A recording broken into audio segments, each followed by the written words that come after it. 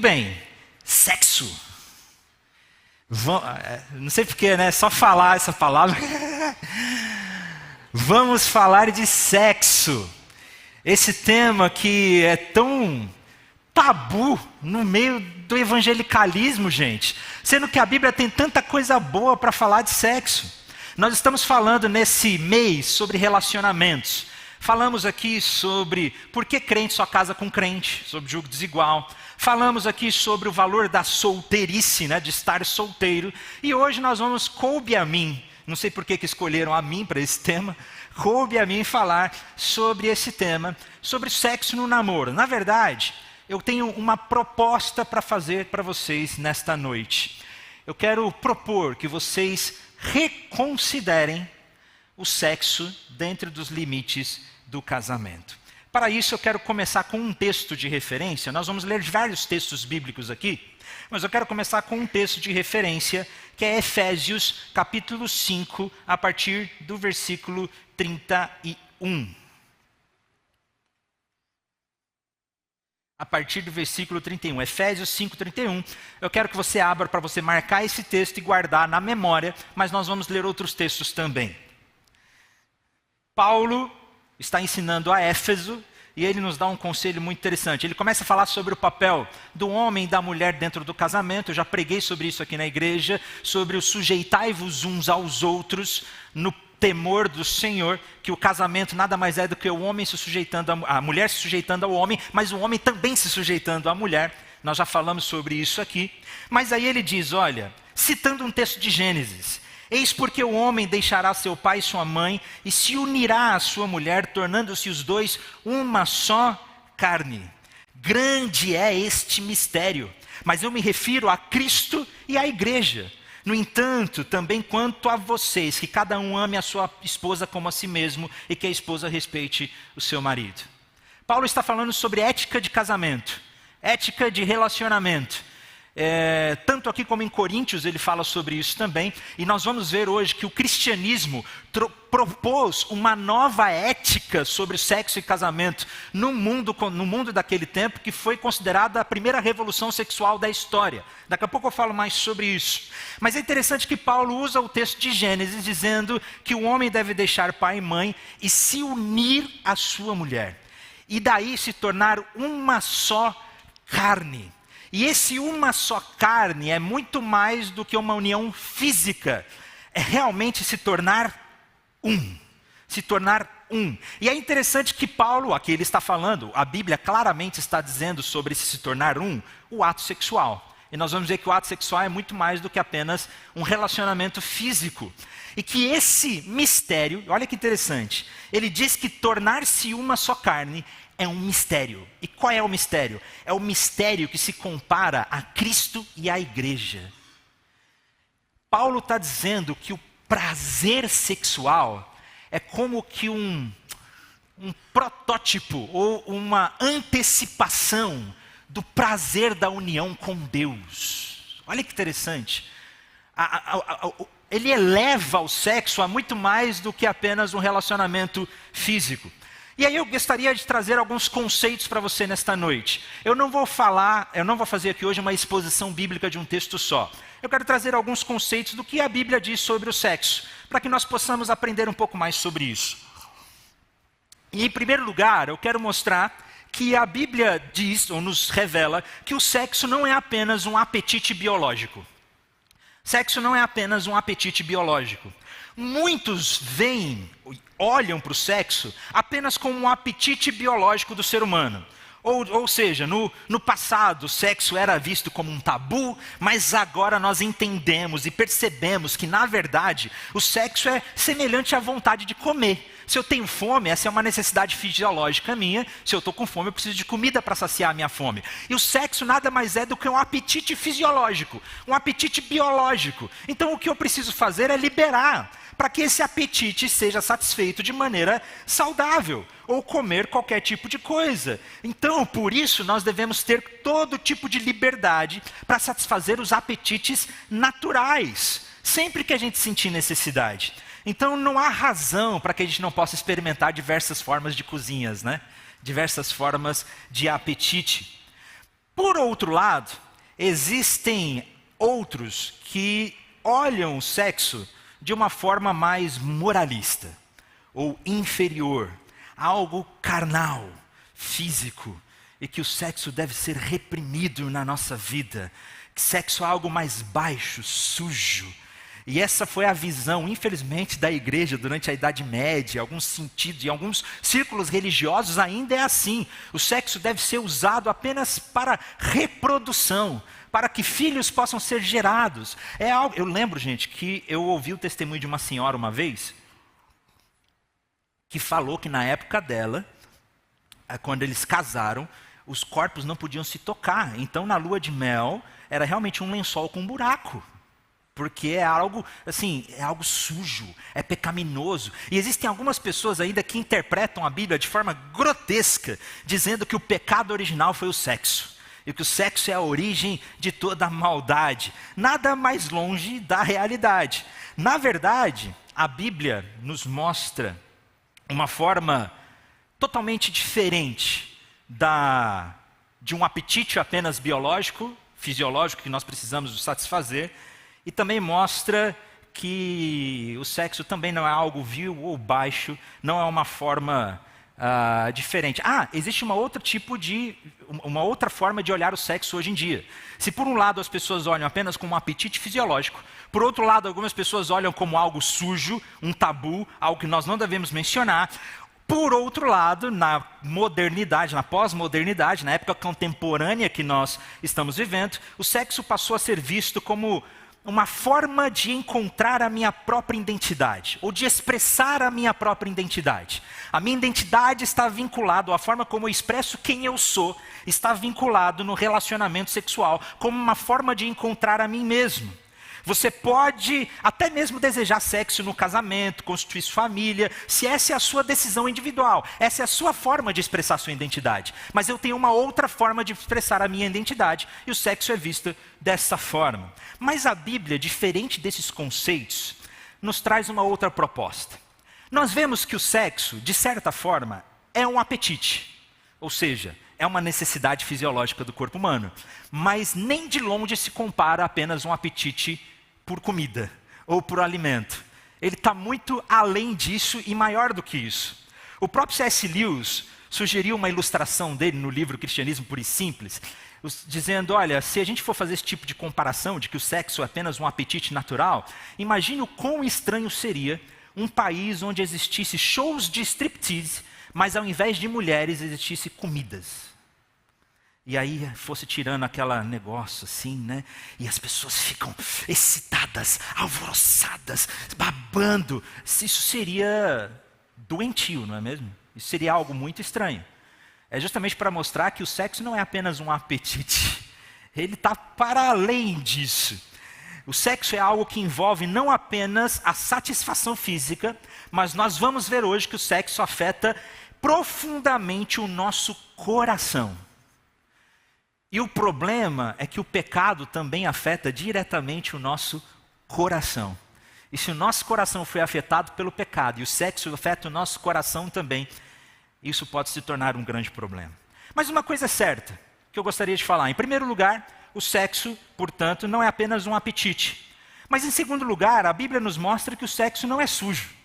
E aqui, gente, eu queria falar de forma mais natural e sem tabu. A Bíblia exalta o relacionamento sexual como algo criado por Deus e algo muito bom. Na verdade, quando Deus criou o ser humano, o homem e a mulher no último dia, no sexto dia, e a sua criação estava completa, ele olha para a sua criação, lá em Gênesis, no capítulo 1, no versículo 31, e viu que tudo o que havia feito era muito bom, muito bom. Deus olhou para a realidade física, biológica, natural do nosso corpo e viu que isso era muito bom. Não só isso, como no Gênesis capítulo 2 diz que Deus olhou para Adão e viu que não era bom que ele estivesse só. Ele deu uma mulher que lhe seria igual, companheira, idônea, auxiliadora, mas a palavra auxiliadora ali não tem sentido de ser inferior. É o mesmo sentido de Deus, às vezes, vindo auxiliar o ser humano. E Deus não é inferior ao ser humano de maneira nenhuma. E Deus entrega a mulher a Adão para que eles pudessem ter plenitude até mesmo nos relacionamentos sexuais. A Bíblia exalta tanto o sexo, gente, que tem um livro inteiro na Bíblia falando só sobre isso, sabia? Cântico dos Cânticos. É um poema erótico. Isso é interessantíssimo. Olha que interessante o texto de Provérbios, capítulo 5, versículo 19. Agora vamos começar a tirar um pouco da vergonha da cara, né? Provérbios, capítulo 5, versículo 19. Gazela amorosa, corça graciosa, que os seios da sua esposa sempre o fartem de prazer e sempre o embriaguem os carinhos dela. Olha que interessante. A Bíblia tem um versículo dizendo que os seios da sua esposa te embriaguem de prazer. Olha que coisa maravilhosa. Cântico dos Cânticos é um livro, é um poema que foi escrito justamente para ser um louvor ao sexo. Cântico dos Cânticos é um livro erótico. Erótico no sentido da palavra eros, tá? Não estou falando de erótico no sentido pornográfico que a gente vê hoje. O amor eros, o amor sexual, físico entre o homem e a mulher. E Cântico dos Cânticos é um livro que exalta o sexo no casamento. E olha que interessante o capítulo 7 de Cântico dos Cânticos, no versículo 7, onde diz o seguinte, olha, o seu porte é como o da palmeira, e os seus seios como cachos de frutos. Eu disse, subirei à palmeira e me apossarei dos seus frutos. Sejam os seus seios como os cachos da videira, o aroma da sua respiração como maçãs. Olha que interessante, ele está dizendo, minha amada, você é como uma linda palmeira. Tá bom que as comparações poéticas do livro de Cânticos são muito estranhas para a nossa contemporaneidade. Porque ele chega a comparar a amada dele às éguas de Faraó. Né, que para nós não faz muito sentido. Mas é que naquele tempo, você ser comparado à égua de Faraó era o mais alto elogio, tá, gente? Nós estamos falando de uma cultura muito diferente. Tá bom que algumas vezes é estranho, né? O seu corpo é como uma torre forte. E a gente vê ele dizendo, minha amada, o seu corpo é como uma palmeira, e os seus seios como cachos de uva, como frutos. Eu vou subir nessa palmeira e vou me deliciar com os frutos. Olha que interessante, é explícito. Na verdade, a Bíblia não se acanha ao falar sobre sexo. É algo bom, criado por Deus e para a glória de Deus. Na verdade, a Bíblia não apenas permite o sexo, como ordena que você faça com veemência. Olha que interessante. 1 Coríntios capítulo 7. O marido deve cumprir os seus deveres conjugais para sua esposa, sua mulher. E da mesma forma, a mulher para com seu marido. A mulher não tem autoridade sobre o seu próprio corpo, mas sim o marido. Da mesma forma, o marido não tem autoridade sobre o seu próprio corpo, mas sim a mulher. Não se recusem um ao outro, exceto por consentimento durante certo tempo, para se dedicarem à oração. Depois unam-se de novo para que Satanás não os tente por não terem domínio próprio. Esse texto é interessantíssimo por vários motivos. Primeiro que nós vemos aqui que Paulo está recomendando que os casais casados façam sexo. Não deixem de fazer sexo. E ele diz que o marido pertence à esposa e a esposa pertence ao marido. É uma sujeição dupla, uma sujeição mútua. E ele diz que deve ser feito constantemente e não devem parar de fazer, justamente para que vocês não passem a ser tentados por outras coisas. Ou se desviem do Senhor. A não ser que seja por motivo consensual, para que vocês possam dedicar à oração, a algum propósito assim, mas que não seja por muito tempo. Que vocês voltem a fazer. Nós vemos que a Bíblia não só permite o sexo, como o ordena, com frequência. E como isso é maravilhoso. E é interessante que essa colocação do apóstolo Paulo até mesmo mostra que a ética sexual cristã trouxe uma grande revolução no mundo daquele tempo. Nós estamos falando de uma época que era dominada pela cultura helênica e principalmente pelo Império Romano, greco-romano. E é interessante que nessa época a mulher era vista como um objeto, como algo, uma mercadoria, algo que me pertence. E o sexo era visto como da seguinte forma: o homem tem o direito de fazer sexo com quem ele quiser, naquela época. O homem tinha o direito de fazer sexo com quem ele quiser da casa dele, dos servos, dos filhos, das crianças. O estupro dentro de casa, se faz parte da minha família, se é um dos meus servos, se é um dos meus escravos, não existia estupro. O estupro era considerado apenas quando era fora da família, por uma outra pessoa. Mas dentro de casa, o homem tinha autoridade para fazer o que quiser. A mulher era vista apenas como, a esposa era vista apenas como um objeto de reprodução, mas o prazer mesmo era feito em outros lugares ou fora do casamento. E Paulo propõe um texto aqui que transforma a ética do casamento totalmente. Ele vai dizer que não é mais assim. Agora o marido pertence exclusivamente à esposa. E a esposa pertence exclusivamente ao marido. E o sexo deve ser feito não apenas por motivos de reprodução, mas por motivos de prazer, de alegria. De acordo com essa visão, Paulo traz uma grande transformação. E a Bíblia vai nos mostrar que o objetivo do cônjuge não é apenas obter prazer sexual ou satisfação sexual, mas o objetivo do cônjuge é justamente promover satisfação sexual. Tanto para a esposa como para o marido. Que o sexo não é apenas algo para satisfazer os meus anseios. Nesse sentido, a Bíblia é um livro que deixa os recatados aí bem com pouco à vontade, né? Ela fala de forma muito clara e muito linda a respeito do sexo. Mas uma coisa importante é mostrar que a Bíblia mostra que o sexo é muito mais do que algo pessoal, físico, para satisfazer os meus anseios ou as minhas necessidades. Muitos olham para o sexo apenas como uma satisfação sexual, uma satisfação pessoal. Principalmente na época que nós vivemos. A nossa cultura, durante a história, nós passamos por algumas revoluções sexuais. Existem alguns historiadores que falam sobre isso. Depois, para quem quiser, eu posso passar algumas fontes bibliográficas. Existem alguns historiadores que falam sobre algumas revoluções sexuais que existiram na história. A primeira grande revolução sexual acontece justamente com a igreja, com os cristãos no primeiro século. Como eu falei, a cultura greco-romana era uma cultura onde o sexo era visto da forma que eu expliquei. A mulher era apenas um objeto, o homem tinha direito de fazer sexo com quem ele quiser, dentro da sua casa, dentro da sua família ali, né, sem que consentimento fosse necessário. No Império Greco-Romano, crianças podiam ser descartadas como um objeto qualquer. Isso era muito comum naquele tempo do Império Romano. Pessoas que colocavam bebês para ser pegados na rua ou levavam para o campo para ser morto. E quem transformou isso radicalmente, a primeira grande revolução sexual, de acordo com historiadores, foi justamente a igreja que trouxe. A igreja trouxe a primeira grande revolução sexual, onde agora o sexo era visto como um compromisso entre um homem e a mulher dentro do casamento, o que mostrou que funcionou muito melhor para proteger as famílias e que a sociedade funcionava melhor desse jeito. Essa foi a primeira grande revolução sexual na história. Nós tivemos algumas outras, e uma outra revolução sexual que nós tivemos foi recentemente, quando a igreja começou a ser jogada de lado, e se antes as decisões e o sexo se giravam em torno da igreja, agora a igreja é colocada de lado e o sexo é exaltado como o centro. E o homem, o ser humano, passa a girar em torno do sexo. Esse foi o grande ápice, por exemplo, do movimento hippie, que nós vemos de Woodstock, aquelas coisas todas. O sexo foi elevado quase que uma posição de Deus, de sagrado, de supremo. Tudo gira em torno disso e o que a gente precisa mesmo é de liberdade para encontrar essa transcendência.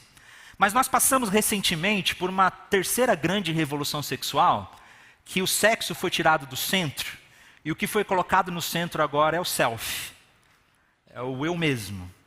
O sistema solar agora gira em torno dos meus afetos, dos meus desejos, dos meus anseios, de como eu me sinto bem. E nesse sentido, muitos olham o sexo como uma questão pessoal, de satisfação, onde eu encontro algo, onde eu vou satisfazer os meus anseios, os meus desejos. Mas de acordo com a Bíblia, o sexo é muito mais do que uma satisfação pessoal. Na verdade, a Bíblia nos apresenta o sexo como um modo até mesmo de conhecer a Deus. Isso é interessantíssimo. Pode parecer estranho, mas sim. Não sei se você já conseguiu prestar atenção quando Paulo fala sobre isso, e alguns outros textos bíblicos nos mostram sobre isso, que quando nós estamos no ápice de um relacionamento sexual dentro do casamento, é uma forma de conhecer a comunhão do próprio Deus que nós temos com o próprio Deus. Isso é interessantíssimo, a forma que a Bíblia nos apresenta. Por isso que eu estou falando que o sexo não deve ser tratado como um tabu, gente, mas como algo maravilhoso criado por Deus. Mas a Bíblia vai nos mostrar que o sexo envolve muito mais do que apenas a minha satisfação pessoal, mas envolve todas as emoções e o nosso coração. Como eu já citei, o texto de Gênesis, no capítulo 2, diz que o homem deixará pai e mãe e se unirá a sua mulher, e se tornarão uma só carne. A palavra unir-se aqui no hebraico não é algo leviano, não. A palavra unir-se aqui é uma cola tão bem colada que as duas coisas se tornam uma só. Uma só. E é interessante que a mesma palavra é utilizada para se referir na unidade que existe entre Jesus e o Pai. Olha só. A mesma união que existe entre Cristo e Deus e o Espírito Santo é a união que acontece entre homem e mulher no momento do sexo. A Bíblia nos apresenta o sexo como um vínculo de aliança, de fazer um contrato irrevogável. Na verdade, não é nem contrato, é uma aliança mesmo. A Bíblia nos mostra que o vínculo sexual é um vínculo emocional, não é só carne. Chamar o sexo apenas de algo carnal ou de algo que satisfaça as minhas necessidades fisiológicas é insuficiente, porque o que nós vemos é que o casamento não é só algo carnal ou sexo, mas é um símbolo da união legal e até mesmo um meio de realizá-la. E aqui está algo interessante. A Bíblia fala de sexo antes do casamento. Você não vai encontrar nenhum versículo falando, não transarás antes de casar. Não tem esse versículo na Bíblia. Você não vai achar algo tão literal assim. Só que quando nós lemos a Bíblia atentamente, nós vemos que o sexo é o próprio ato da aliança e o meio pelo qual ela é feita. Ou seja, quando eu me uno a alguém com uma aliança perpétua, o sexo é o meio que isso se realiza. Na verdade, quando nós olhamos para a Bíblia, o sexo é o casamento. Se você se une a alguém, você está se unindo completamente a ela. É isso que a Bíblia nos apresenta na relação sexual. A instrução bíblica é para que você não se una fisicamente a alguém, a menos que você esteja disposto a se unir a essa pessoa também no âmbito emocional, no âmbito pessoal, no âmbito social, no âmbito econômico, no âmbito legal. O sexo é o meio pelo qual nós nos tornamos um. Eu me tornei um com a minha esposa, e é interessante, para quem é casado vai entender isso. A gente realmente começa a viver uma vida diferente. É um vínculo maravilhoso. É um vínculo sagrado. É um vínculo supremo, onde nós nos tornamos um. E a Bíblia está sendo clara. Não ouse se unir fisicamente a alguém, a não ser que você não esteja disposto também a se unir em todos os âmbitos. Emocional. Porque infelizmente muitos só querem ter um sexo sem vínculo emocional. Pessoal, social, econômico, ou seja, mas a gente vai ficar junto mesmo, mas vocês não estão, você tem vínculo, vocês já têm o compromisso de morarem juntos, de sustentarem juntos, de cuidar da casa junto, vocês se comprometeram por completo em todos os âmbitos. Não se una a alguém a menos que você esteja disposto a se comprometer em tantos âmbitos. Em todos os âmbitos. Não se desnude. Não se torne vulnerável fisicamente diante da outra pessoa, sem se tornar vulnerável também em todos os outros sentidos. Porque quando nós nos vinculamos fisicamente a alguém por meio do ato sexual, nós nos tornamos vulneráveis. Vulneráveis. A nossa alma se torna vulnerável. Nós nos vinculamos a essa pessoa. O sexo não acontece ou não deve acontecer sem um contexto de aliança. Interessante que isso se mostra real até mesmo naqueles que não acreditam na Bíblia ou nos conselhos bíblicos. Tem um artigo muito interessante de 2007, eu estava assistindo uma pregação do Igor Miguel sobre sexo antes do casamento, muito boa, recomendo. Tem muitas informações que ele traz lá sobre pesquisas sociais, que não dá tempo de a gente trazer aqui. Ele mostra várias pesquisas que os jovens hoje estão transando menos, estão fazendo menos sexo, ele mostra as consequências disso, e ele mostra... É muito interessante a pesquisa que ele traz nesse sermão dele. Digita lá, sexo antes do casamento, Igor Miguel no YouTube, que você vai achar. Mas ele citou um artigo muito interessante do New York Times, escrito em 2007, que é interessante. O título do artigo é o seguinte, He asked permission to touch, but not to ghost. Ou seja, ele me pediu permissão para me tocar, mas não para desaparecer. Para dar uma de ghost, porque é uma expressão em inglês hoje que se tornou popular, né? To ghost, que uma pessoa se envolve com alguém e depois simplesmente desaparece no dia seguinte e não dá mais notícias. E olha que interessante, o interessante desse artigo é que ela escreve uma experiência, era uma jovem de 30 anos, jovem não, 30 anos de idade, jovem, eu sou jovem. Eu tenho 33, então eu sou jovem. Uma jovem de 30 anos de idade que se conheceu um rapaz de 25 anos de idade pelo Tinder, e eles foram ter o seu encontro na casa dela, e ela ficou espantada e surpresa, porque aquele jovem, ele pedia permissão para tudo.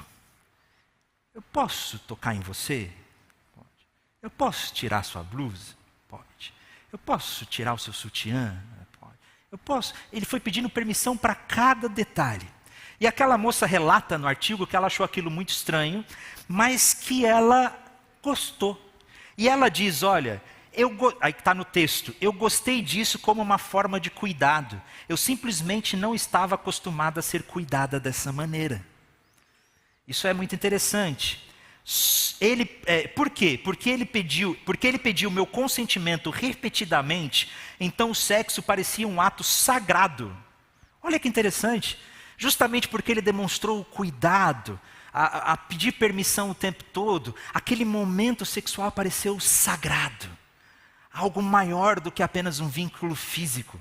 Só que aí ela conta no artigo que ele deu uma de ghost. Desapareceu. Bloqueou nas redes sociais, sumiu, desapareceu. E isso deixou ela arrasada, quebrada. Porque ela percebeu que aquele pedido de pedir permissão, não era porque ele de fato estava cuidando dela ou se importando com ela, mas era apenas uma convenção social do nosso tempo hoje, que tudo tem que ser consensual. E glória a Deus, realmente, toda relação sexual precisa ser consensual. Mas ele está tão preocupado com isso que o objetivo dele não era cuidá-la, mas era apenas não ter problemas, né? Não ter problemas com ela. E aí olha o que ela disse, interessante. Mas nos dias seguintes, fiquei pensando que a abordagem atual da nossa cultura em relação a consentimento é muito restrita. Uma cultura de consentimento deve ser uma cultura de cuidado com a outra pessoa, de ver e honrar a humanidade do outro e encontrar formas de praticar o sexo, mantendo a nossa humanidade intacta. Deveria ser uma cultura de fazer o outro se sentir bem, não mal.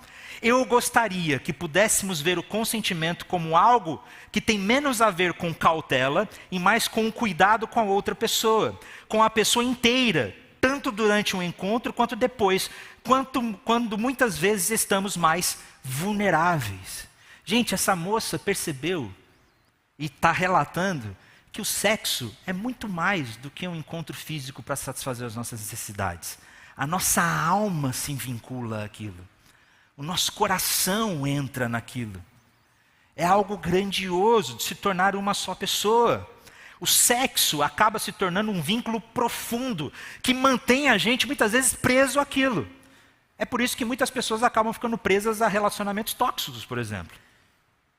O sexo, na verdade, é um dos meios mais poderosos que Deus criou para ajudar a gente a se entregar inteiramente a outro ser humano. Não existe momento de maior fragilidade, vulnerabilidade e momento de maior intimidade do que numa relação sexual. E por que eu vou me expor tanto e me tornar tão vulnerável com uma pessoa da qual não estou disposto a fazer uma aliança eterna? Isso é seríssimo. No momento que eu me uni à minha esposa sexualmente, gente, eu posso dizer para vocês, sem constrangimento, porque sexo não deve ser levado como um tabu. É algo maravilhoso. Mas nesse 1 ano e 3 meses, que nós estamos casados, o sexo tem se tornado cada vez melhor, mas não só porque é algo físico, mas é que por meio da relação sexual, eu conheço a minha esposa completamente. Ela está vendo quem eu sou por inteiro. É algo muito mais grandioso, que envolve um compromisso muito maior. Paulo nos alerta sobre isso. Veja, lá em 1 Coríntios, ele vai exortar sobre a imoralidade sexual que existia na igreja.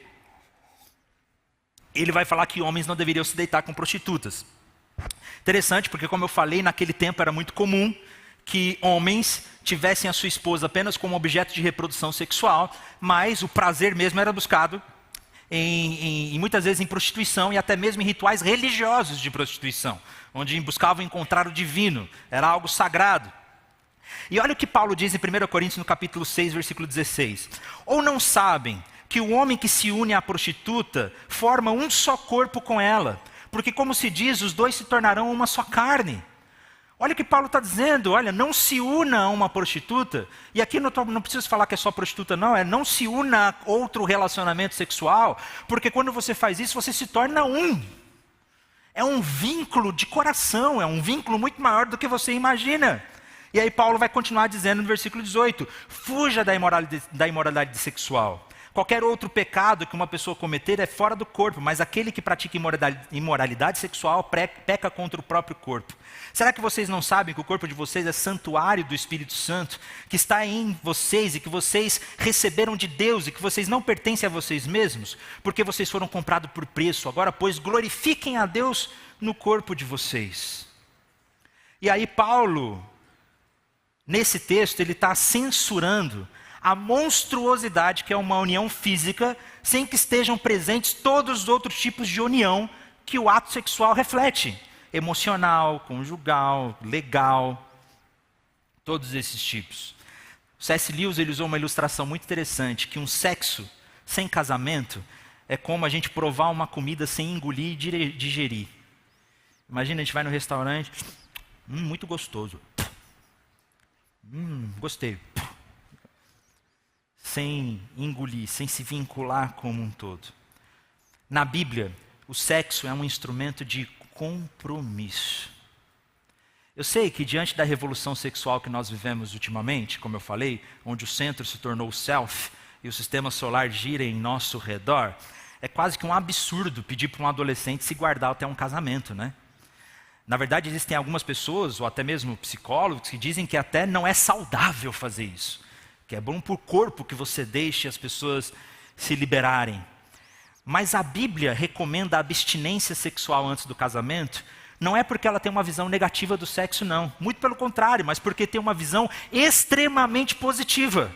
O sexo é algo tão belo, tão grandioso, tão maravilhoso, que gera tanta intimidade, compromisso mútuo e comprometimento, é uma aliança tão profunda, que ele não deve ser feito com outra pessoa, a não ser na qual aquela que você realmente quer fazer uma aliança para sempre.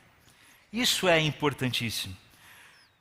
O conceito bíblico nos implica que o sexo fora do casamento não é apenas errado em termos morais. Porque eu já ouvi esse tipo de contestação, né? Ah, mas só fala que é proibido porque é proibido, mas não tem problema nenhum. Mas na prática, meus irmãos, na prática, tem problema sim em termos pessoais.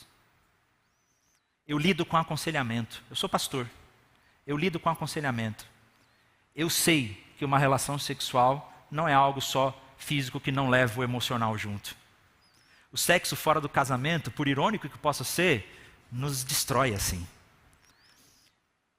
Eu fiz uma pesquisa com os adolescentes, talvez você tenha recebido aí pesquisa com os adolescentes jovens da igreja. Um outro momento eu quero mostrar o resultado de toda a pesquisa, eu achei interessante. Nessa pesquisa mostrou que dos jovens da nossa igreja, 70% deles ainda não tiveram uma experiência sexual antes do casamento. Achei legal. Só que o número muda quando eu pego acima dos 18 anos. Quando eu pego acima dos 18 anos, na verdade, quando eu pego acima dos 18 anos de idade, 70% já fizeram sexo antes do casamento. Mais de 70%. Mas é interessante que a pesquisa mostrou que daqueles que fizeram sexo fora do casamento, 90 e poucos por cento, não lembro o número exato, se sentiram arrependidos e mal com isso. Não foi algo bom para essas pessoas. Não foi algo bom. Por irônico que possa ser, o sexo na Bíblia, ele é um vínculo de compromisso, de confiança, de me entregar por inteiro. Eu me entreguei por inteiro à minha esposa e ela pode confiar em mim completamente. E eu confio nela completamente porque ela também se entregou por inteiro a mim. Mas, ironicamente, quando esse ato é feito fora de um vínculo de aliança legal, gera mais desconfiança do que confiança. A confiança ela é quebrada. Isso é interessantíssimo. E, gente, eu estou falando com experiência prática, porque eu sou pastor e já aconselhei muita gente. E eu sei como fica a cabeça de uma pessoa, geralmente, nessas situações. Na verdade, o sexo, se o sexo é um meio criado por Deus para que haja uma entrega pessoal, completa, confiante, não é de surpreender que o sexo nos faça sentir uma ligação profunda com a outra pessoa. Até quando ele é usado de forma incorreta, gera esse tipo de ligação com a outra pessoa. O que é terrível, porque acaba deixando pessoas presas a relacionamentos muito ruins por causa disso. Mas por fim, o sexo, além disso tudo que eu falei, a Bíblia nos apresenta como algo glorioso. O sexo é glorioso. Mesmo que não tivéssemos a Bíblia, a gente saberia que é. Porque o sexo produz em nós palavras literalmente de adoração. Literalmente palavras de adoração.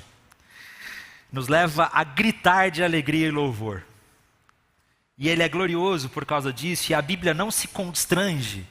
Interessante, a Bíblia não se constrange em comparar esses gritos de louvor ao prazer que nós temos com o próprio Deus. Isso é lindo, é maravilhoso. Por meio da Bíblia nós sabemos que o sexo nos aponta para a nossa intimidade e comunhão com o próprio Deus. Quando nós olhamos para o conselho bíblico, Deus ele nos ama, Ele quer cuidar de nós.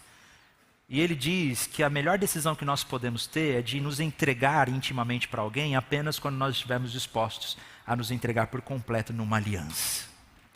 Nesse sentido, eu queria trazer alguns conselhos práticos para você.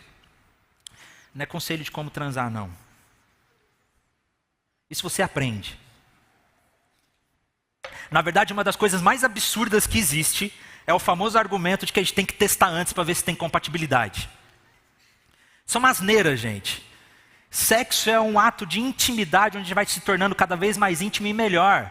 Ou você acha que na minha lua de mel, na minha noite de núpcias foi algo tudo incrível, maravilhoso? Foi completamente desajeitado. De verdade. Eu esperei 32 anos da minha vida. Graças a Deus eu consegui casar virgem. Então eu sou um exemplo que dá para fazer. Dá para aguentar. Não foi fácil. Eu digo que não foi fácil. Quando nós estávamos noivos, nós passamos por um momento que as coisas começaram a se incendiar. Nesse momento a gente foi buscar pessoas que nós confiávamos para nos confessar. Para abrir o nosso coração, para colocar limites. Porque eu sabia que era importante que eu me entregasse completamente para ela com uma aliança verdadeira, onde eu pudesse estar com ela não apenas fisicamente, mas emocionalmente, financeiramente, legalmente, em todos os sentidos. A gente tem muito que aprender ainda, mas depois de 1 ano e pouco, a gente melhorou. Glória a Deus. Melhorou, gente. É algo maravilhoso. Eu estava preparando esse sermão essa semana, né? Imagina eu estudando sexo. Falei, cara, eu sou casado, graças a Deus. Mas eu tenho uns conselhos para você. Se você decidir adotar a ética cristã de castidade por amor a Jesus, e aqui está, por que eu aconselho a você adotar uma ética de sexualidade cristã? Não quero que você adote essa ética por legalismo. Eu não quero que você adote essa ética na sua vida por medo de ir para o inferno. Não quero que você adote essa ética na sua vida por medo de se sentir culpado ou por Deus te odiar. Mas eu te aconselho a adotar uma ética sexual cristã por amor a Cristo. Por amor a Jesus. E nada é difícil demais quando a gente ama. Nesse sentido, em primeiro lugar, você precisa sentir o amor conjugal de Jesus na sua vida. Você não vai conseguir viver uma vida de castidade, ou você não vai dar conta de viver esse tipo de vida, ou esse tipo de ética, se você achar que precisa de um relacionamento sexual para se sentir satisfeito, ou para suprir a sua necessidade. Na verdade, o que nós precisamos é estar satisfeitos com o amor conjugal de Jesus Cristo. Com o amor do Senhor que supre todas as nossas necessidades. E nos momentos que nós estivermos passando por esse tipo de tentação, nós lembrarmos e dizermos a nós mesmos que o amor de Jesus é o que supre as minhas necessidades reais. Mas um outro conselho muito importante é que se você que é solteiro e deseja ter um relacionamento romântico cristão, santo, é inevitável que você esteja inserido numa comunidade de pessoas que estão vivendo o mesmo que você. Nesse sentido, foi o que mais me ajudou na minha vida na época que eu era solteiro. Nós precisamos uns dos outros. Nós precisamos de uma comunidade de pessoas que pensam dessa mesma forma e mostram que isso é possível e vale a pena. É glorioso, é grandioso. Se tem algo que eu agradeço a Deus, é poder dizer que eu me tornei tão vulnerável e íntimo com uma pessoa só. Uma pessoa só. Então busque uma comunidade de pessoas que te ajudem, que estão junto com você, que você pode abrir o coração, que você pode pedir ajuda, que a gente ora uns pelos outros. Cuidado com a sua mente, com os seus pensamentos. A gente não pode evitar que os pássaros voem sobre a nossa cabeça. Algumas vezes eu não consigo evitar, você não vai conseguir evitar que alguns pensamentos venham na sua cabeça. Mas é possível evitar que eles façam ninho. É possível não dar o Ctrl+C na imagem, né? E guardar, salvar. Mas pastor, a gente já é noivo. A gente já se ama mesmo, é a gente, é isso. A gente já está noivo, já tem compromisso um com o outro. Muito cuidado com esse tipo de afirmação. Eu já vi muito noivado terminar 1 mês antes do casamento. Isso ainda não é um vínculo legal. Ainda não é um vínculo completo. Vocês já fizeram essa aliança um com o outro? Você já tem autonomia? Você se comprometeu em todos os sentidos? Ainda não. Tem o casamento. Então, não caia nessa dificuldade. Mas a gente não consegue, assim, as coisas a gente não tem conseguido se controlar, as coisas esquentam. Então, conversem, parem agora, imponham limites. Imponham limites sérios. E se ainda assim, não consegue, não estou conseguindo, não está dando conta, termina. Termina por amor a Jesus. Por amor a Jesus Cristo de Nazaré. É melhor vocês serem amigos. Ah, mas ele é a pessoa de Deus para mim. Pode ser, mas é melhor que vocês sejam amigos por enquanto então. Se vocês não conseguem se controlar. Eu sei que muitas vezes pode ser que seja uma pressão do outro. É mais raro que aconteça com mulheres. Isso é mais comum entre os homens. Os homens começam a colocar uma pressão, né, para que o relacionamento sexual aconteça. Se esse é o caso, cai fora em nome de Jesus. Termina.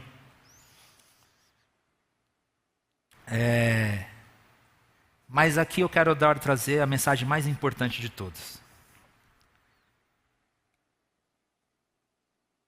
Se você está se sentindo agora meio culpado ou mal, porque já viveu alguma coisa do tipo, ou não tem conseguido se controlar, ou não tem conseguido se guardar, a boa notícia das Escrituras é que existe graça de Deus sobre nós. O perdão de Deus está disponível. Eu sei que eu posso compartilhar isso aqui, porque eu conheço a minha esposa. Pela graça de Deus, eu casei virgem. Mas a minha esposa se converteu já adulta. Ela tinha vivido outras experiências no mundo. E eu lembro que a primeira vez que nós conversamos sobre isso, quando nós ainda estávamos nos relacionando, ela se sentiu muito mal e culpada. Mas nós só precisamos lembrar que existe perdão e graça de Deus. E que a partir desse momento que nós encontramos com Cristo Jesus, nós nascemos de novo. É nova vida. Então existe disponibilidade de graça hoje na sua vida para novo nascimento, para nova vida, para perdão completo, para que a partir de hoje você se comprometa a amar a Jesus e a se entregar intimamente por alguém que realmente vai estar comprometido com você para o resto da vida. Se você está vivendo um namoro que não é santo, converse seriamente para que vocês imponham limites e se segurem até o casamento. E eu digo, vai valer muito a pena. Vale a pena. Eu posso dizer com muita alegria, vale a pena. Mas se não está dando para controlar, considere a possibilidade de terminar esse relacionamento por amor a Jesus. O sexo é algo grandioso. É bom, é maravilhoso. A Bíblia exalta esse tipo de coisa.